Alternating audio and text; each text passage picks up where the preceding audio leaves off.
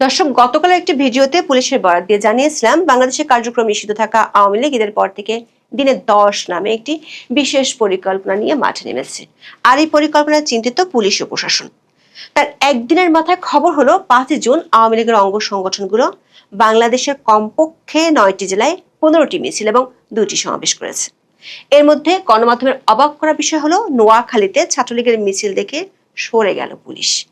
গণমাধ্যমে প্রকাশিত খবরের তথ্য অনুযায়ী প্রায় 3000-এর বেশি কর্মী সমর্থকরা মিছিলটি বের করলে পুলিশ বাধা দেওয়ার চেষ্টা করেও ব্যর্থ হয়ে সরে যায়। ছাত্রলীগ কিংবা আওয়ামী লীগের মিছিল দেখে পুলিশ সরে গেছে এবং তা পুলিশ স্বীকারও করছে, আবার তারপর সমাবেশও করেছে, এমন খবর দলটি নিষিদ্ধ হওয়ার পর গত 13 মাসে এই প্রথম আসলো। এর মধ্যে টানা কয়েকদিন ধরে চট্টগ্রামে কার্যক্রম নিষিদ্ধ থাকা দলটির নেতাকর্মীরা মিছিল করছিল। পুলিশের এক সাঁড়াশি অভিযানে এক রাতে 68 জন গ্রেপ্তার হয়েছিল। তারপরও সেখানকার নতুন শিরোনাম হলো চট্টগ্রামের শতাধিক নেতাকর্মী নিয়ে বিশ্রামাগারে নিষিদ্ধ ছাত্রলীগের সভা। মিছিল দেখে পুলিশের সরে যাওয়ার মতোই এই প্রথম এত বড় সভা করারও খবর প্রকাশিত হলো গণমাধ্যমে। প্রশ্ন হলো, আওয়ামী লীগের অঙ্গ সংগঠনগুলোর তৎপরতা বাড়বে এমন তথ্য পুলিশ, গোয়েন্দা আর সরকারের কাছে আছে।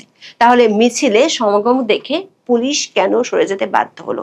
পুলিশের থানার সামনে দিয়ে মিছিল নিয়ে গেলেও কেন পুলিশের চেয়ে চেয়ে দেখা ছাড়া কিছুই করার থাকছে না?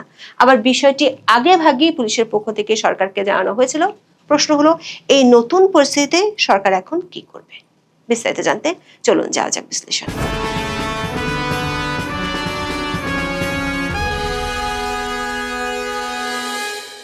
পুলিশ, গণমাধ্যম, স্থানীয় একাধিক সূত্র মতে 5 জুন শুক্রবার ঢাকায় ও নোয়াখালী এবং যশোরে 2টি করে, চট্টগ্রামে 3টি, কুমিল্লার মুরাদনগর, কিশোরগঞ্জ, শরীয়তপুর, সিরাজগঞ্জে 1টি করে মিছিল অনুষ্ঠিত হয়েছে। গত বছরের 12ই মে অন্তর্বর্তী সরকার নির্বাহী আদেশে আওয়ামী লীগের কার্যক্রম নিষিদ্ধ হওয়ার পর থেকে দলটি ও এর অঙ্গ সংগঠনগুলো বহু মিছিল করেছে বা করার চেষ্টা করেছে। এতদিন গণমাধ্যমে এসব মিছিলকে ঝটিকা মিছিল বলা হতো, কিন্তু 5 জুন শুক্রবার নোয়াখালীর একটি মিছিল আর ঝটিকা মিছিল ছিল না, বরং মিছিলটির খবর প্রকাশিত হওয়ার পর পুলিশ পড়ে গেছে বিব্রতকর পরিস্থিতি। এই মিছিল নিয়ে খবরের শিরোনাম হলো ছাত্রলীগের মিছিল দেখে সরে গেল পুলিশ। গণমাধ্যমের খবরে বলা হয়েছে, নোয়াখালীর সদর উপজেলায় বাংলাদেশের সাবেক প্রধানমন্ত্রী শেখ হাসিনার সমর্থনে সন্ত্রাস ও চাঁদাবাজির বিরুদ্ধে বিক্ষোভ মিছিল ও সমাবেশ করেছে সরকারের নির্বাহী আদেশে কার্যক্রম নিষিদ্ধ থাকা আওয়ামী লীগের অঙ্গ সংগঠন ছাত্রলীগ ও যুবলীগ। একাধিক গণমাধ্যমের খবরে বলা হয়েছে, মিছিলের শুরুতে পুলিশ বাধা দেয়, কিন্তু বিক্ষোভকারীদের সংখ্যা বাড়তে থাকলে এক পর্যায়ে পুলিশ সরে যায়। শুক্রবার 5 জুন জুমার নামাজ শেষে উপজেলার 99 ইউনিয়নের বাদেরহাট বাজারে ইউনিয়নের এই মিছিল বের করা হয়। বাংলা ট্রিবিউনের খবরে বলা হয়েছে, উপজেলার 99 ইউনিয়নের বাদেরহাট বাজারে ইউনিয়ন ছাত্রলীগ ও যুবলীগের যৌথ উদ্যোগে এই কর্মসূচির আয়োজন করা হয়। প্রত্যক্ষদর্শীদের বরাত দিয়ে এশিয়া পোস্টের খবরে বলা হয়, প্রায় 3000-এর বেশি কর্মী সমর্থকরা মিছিলটি বের করলে পুলিশ বাধা দেওয়ার চেষ্টা করে। পুলিশের বাধা উপেক্ষা করে তারা মিছিল নিয়ে অগ্রসর হয়। বাজারের প্রধান প্রধান সড়ক প্রদক্ষিণ করেন তারা। বিক্ষোভ মিছিলের সভাপতিত্ব করেন 99 ইউনিয়ন ছাত্রলীগের সাবেক সভাপতি ও সাবেক ইউপি চেয়ারম্যান প্রার্থী আশরাফুল করিম চৌধুরী বাবু। দর্শক, নোয়াখালীতে ছাত্রলীগ শুধু বিশাল মিছিলই করেনি, করেছে সমাবেশও। মিছিল শেষে সংক্ষিপ্ত সমাবেশে আশরাফুল করিম চৌধুরী বাবু দাবি করেন, তারা যারা রাজপথে নেমেছেন তারা অন্যায় এবং সব ধরনের সন্ত্রাসী কর্মকাণ্ডের বিরুদ্ধে প্রতিবাদ জানাতে এসেছেন। যতদিন পর্যন্ত শেখ হাসিনা ফিরে না আসবেন ততদিন তারা রাজপথ ছাড়বেন না বলে দাবি করেন। এ বিষয়ে সুধারা মডেল থানার ভারপ্রাপ্ত কর্মকর্তা বা ওসি তৌহিদুল ইসলাম বলেন, পুলিশের একাধিক দল সেখানে উপস্থিত ছিল, কিন্তু বিক্ষোভকারীদের সংখ্যা এত বেশি ছিল যে যা তাৎক্ষণিক নিয়ন্ত্রণ করা সম্ভব হয়নি। ওসি তৌহিদুল ইসলাম বাংলা ট্রিবিউনকে বলেছেন, আগে থেকে টের পেয়ে পুলিশের একাধিক দল সেখানে উপস্থিত ছিল, কিন্তু পুলিশের বাধা উপেক্ষা করে মিছিলটি সামনে এগিয়ে যায়। দর্শক, এতদিন আগের ভিডিওতে আমরা জানিয়েছিলাম পুলিশের পক্ষ থেকে সরকারকে জানানো হয়েছে আওয়ামী লীগের অঙ্গ সংগঠনগুলো যখন মিছিল করে তখন স্থানীয় লোকজনের সহায়তা পাচ্ছে। এমন পরিস্থিতিতে পুলিশের বর্তমান যে পরিস্থিতি তাতে এই মিছিল ঠেকানো সম্ভব নয়। সেটি দেখা গেল নোয়াখালী সদর উপজেলায়, যেখানে শুধু মিছিল নয় সমাবেশও হয়েছে এবং পরিস্থিতি বিবেচনায় পুলিশের সরে যাওয়া ছাড়া অন্য কোনো উপায় ছিল না। বিশেষ করে গত কয়েকদিনে চট্টগ্রামের পরিস্থিতি পর্যালোচনা করে পুলিশ সদর দপ্তরের কর্মকর্তারা বলছেন, যেসব রাজনৈতিক দলের জনভিত্তি আছে তাদেরকে গ্রাসরুট লেভেলে পুলিশ দিয়ে ঠেকানো প্রায় অসম্ভব। পুলিশের এক গোয়েন্দা প্রতিবেদনে বলা হয়েছে দলটি এরই মধ্যে সমাবেশ ও সভা করার পরিকল্পনা নিয়েছে।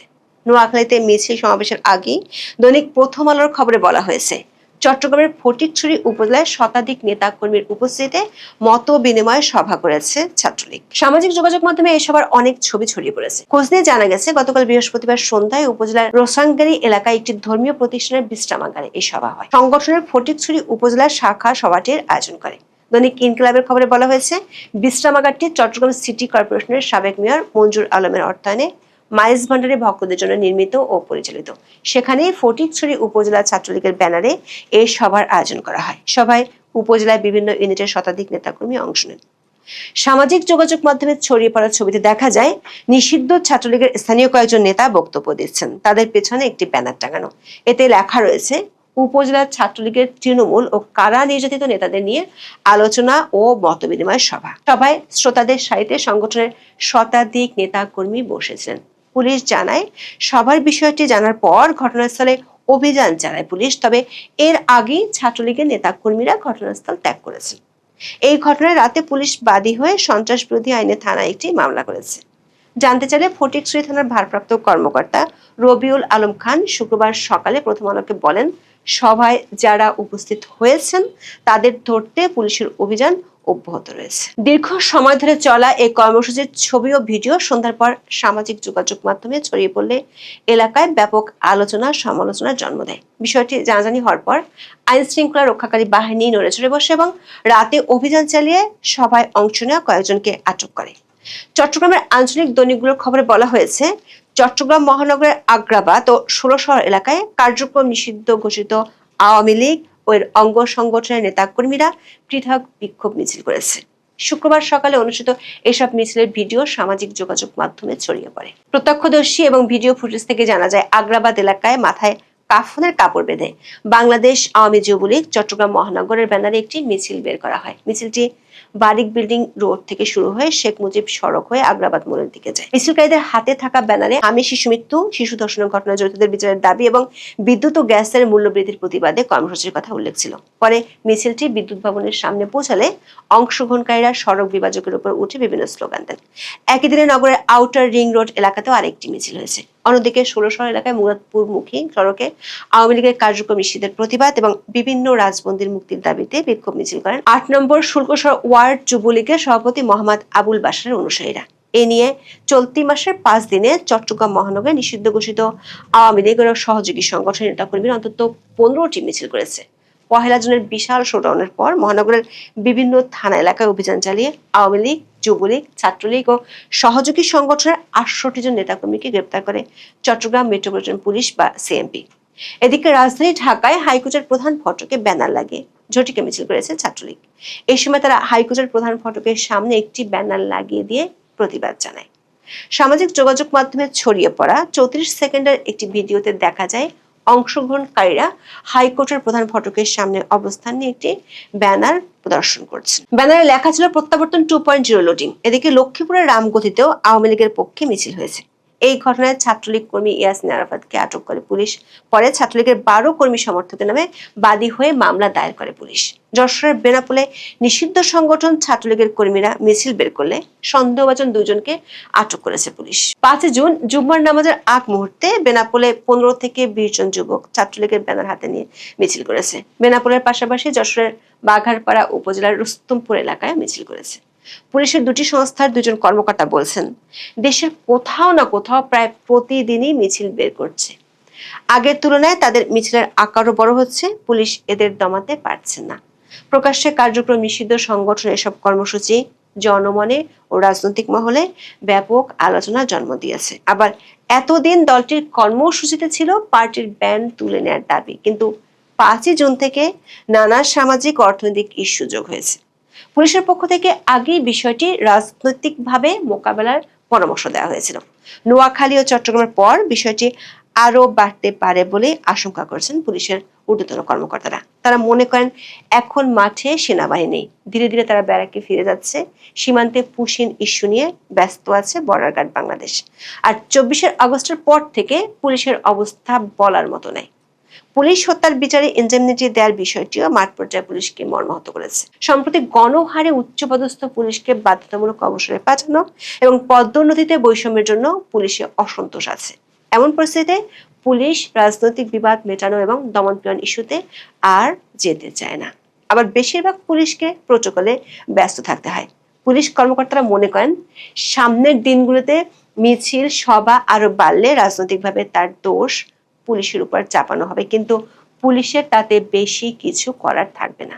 এদিকে পুলিশের একটি সূত্র বলছে, কার্যক্রম নিষিদ্ধ থাকা দলটি সামনের বাজেট অধিবেশনকে কেন্দ্র করে জাতীয় সংসদের সামনে জড়ো হতে পারে। এমন আশঙ্কা ত্রয়োদশ জাতীয় সংসদের দ্বিতীয় অধিবেশন উপলক্ষে জাতীয় সংসদ ভবন ও পার্শ্ববর্তী এলাকায় সব ধরনের সভা সমাবেশ, মিছিল, শোভাযাত্রা এবং বিক্ষোভ প্রদর্শনের উপর নিষেধাজ্ঞা জারি করেছে ঢাকা মেট্রোপলিটন পুলিশ বা ডিএমপি। শুক্রবার গণমাধ্যমে পাঠানো গণবিজ্ঞপ্তিতে বলা হয়, আগামী 7 জুন থেকে ত্রয়োদশ জাতীয় সংসদের দ্বিতীয় অধিবেশন শুরু হবে। অধিবেশন নির্বিঘ্নভাবে পরিচালনা এবং শেরে বাংলা নগরস্থ জাতীয় সংসদ ভবন ও পার্শ্ববর্তী এলাকার শান্তি শৃঙ্খলা বজায় রাখার স্বার্থে ঢাকা মেট্রোপলিটন পুলিশ অর্ডিন্যান্সের 28 ও 29 ধারায় প্রদত্ত ক্ষমতা বলে এই নিষেধাজ্ঞা জারি করা হয়েছে। পুলিশের একজন কর্মকর্তা বলছেন, এই ধরনের বিজ্ঞপ্তি সংসদ অধিবেশনের আগে খুব স্বাভাবিক হলেও সাম্প্রতিক সময়ে আওয়ামী লীগের মিছিলের সংখ্যা বাড়ায় বিষয়টি এবার গুরুত্ব দেওয়া হচ্ছে। এখন এ পর্যন্ত। সবাই ভালো থাকুন, সুস্থ থাকুন, নিরাপদে থাকুন। দেখা হবে আগামী পর্বে।